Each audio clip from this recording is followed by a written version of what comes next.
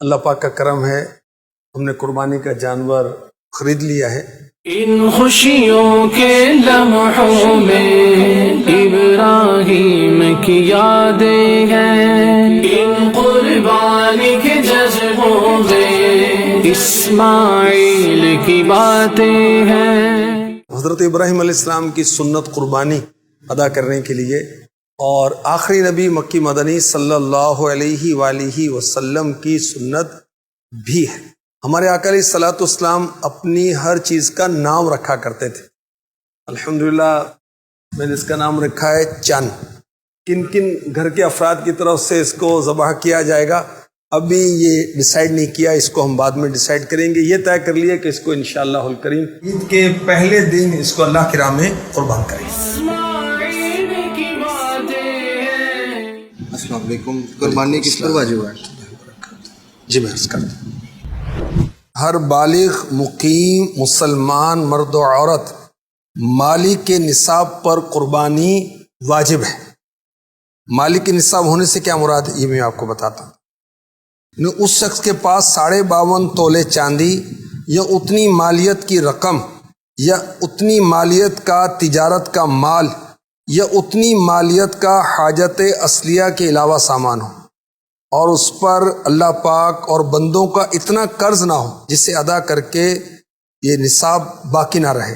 یہ مال اور دیگر شرائط قربانی کے ایام، قربانی کے ایام کیا ہیں؟ 10 ذوالحجۃ الحرام کی صبح صادق سے لے کر جس دن عید کی نماز پڑھتے ہیں 10 ذوالحجہ اس کو کہتے ہیں، صبح صادق سے لے کر 12 ذوالحجۃ الحرام یعنی عید کے تیسرے دن مغرب تک، جب سورج غروب ہو جائے گا اس وقت تک جب یہ شرائط پائے جائیں گے مال اور دیگر، تو جب ہی قربانی واجب ہوگی۔ اور تفصیل کے لیے اس رسالے کا مطالعہ کرنے کا میں مشورہ دوں گا۔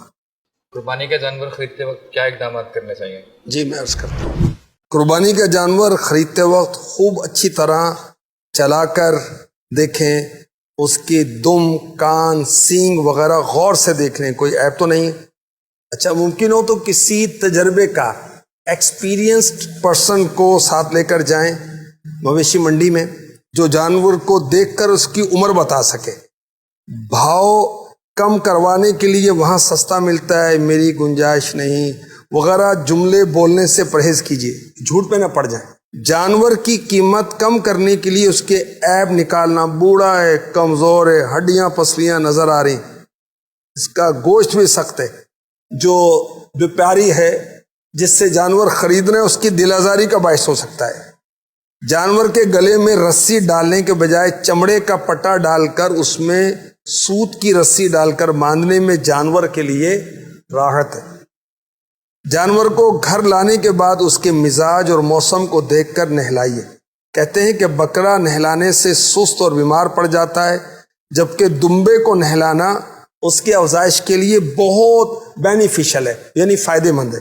بڑے جانوروں میں سے بھینس خوشی سے نہاتی ہے، گائے بچھڑا نزاکت والے ہوتے ہیں، نہانے بلکہ گیلی زمین پر بیٹھنے سے بھی کتراتے ہیں۔ بعض اوقات نئی جگہ آنے کے بعد جانور پر کچھ اثر پڑتا ہے، مثلا سست ہو جاتا ہے، ڈھیلا پڑ جاتا ہے، بیمار تھوڑا سا ہو جاتا ہے۔ اس بات کو آپ توجہ میں رکھیں۔ جانور کو کچی جگہ پسند ہوتی ہے، یعنی مٹی وغیرہ ہو، اگر مہیا ہو تو اسے کچی جگہ پر باندھیے یا کم از کم اس کے بیٹھنے کی جگہ پر مٹی وغیرہ ڈال دیجیے۔ جانور کے چارے پانی کا بہت خیال رکھیے۔ اعلیٰ حضرت رحمۃ اللہ تعالی علیہ فرماتے ہیں کہ حدیث میں حکم ہے، جو جانور پالو دن میں 70 بار اسے دانا پانی دکھاؤ، فتاوی رضویہ شریف۔ چھوٹے جانور کو صبح کے وقت ہری گھاس اور شام کو چنے کی دال یا چنے کا چھلکا کھلائیے۔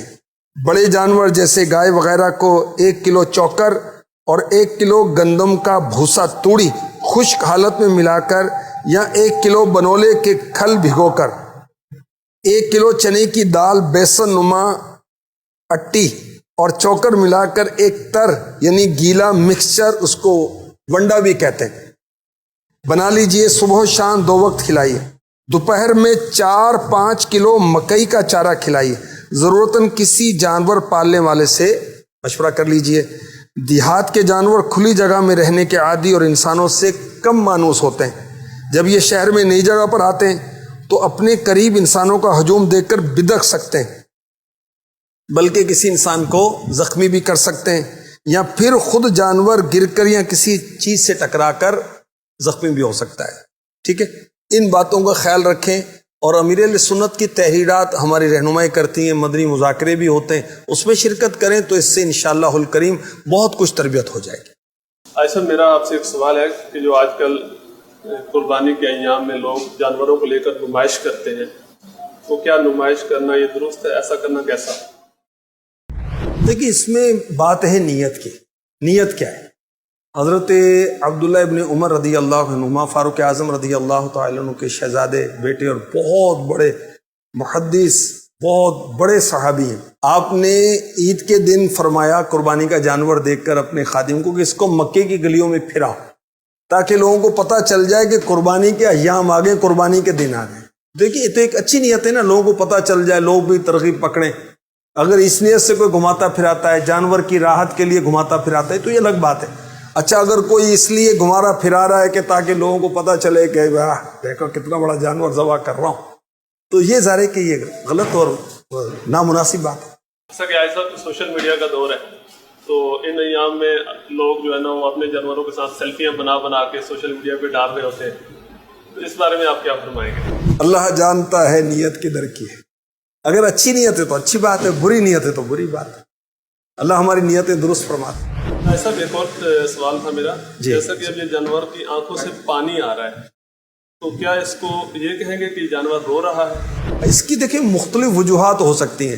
عام طور پر ان دنوں جیسے عام طور پہ لوگوں کی عادت ہوتی ہے نا کہ وہ بھائی فلاں ٹیبلٹ لے لو، فلاں کیپسول لے لو، فلاں پڑیا کھا لو، فلاں سیرپ لے لیں. اسی طرح جانوروں کے معاملے میں بھی بہت سارے ہوتے، وہ کہتے ہیں نو کھلا ہوئے نو کھوا، وہ ٹھیک ہو جائے گا. دیکھو تو صحیح یار، بکرا کتنا بول رہا ہے، اس کے پیٹ میں درد ہوگا.